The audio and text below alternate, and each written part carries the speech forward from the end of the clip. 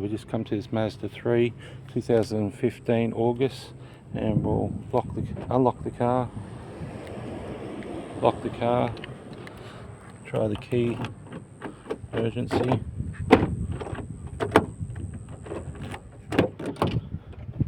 foot on the brake for these cars, and we should just be able to put the proximity just there, and there we have it. All lights are off, airbag, blah blah blah.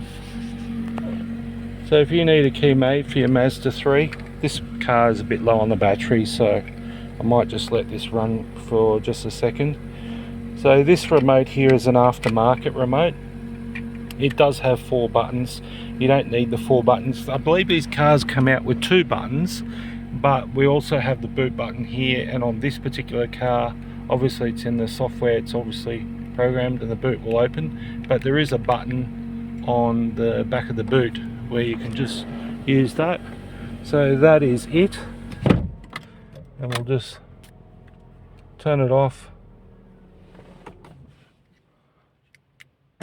lock, unlock, and boot just went. And that's it. There we have it. Thanks for watching.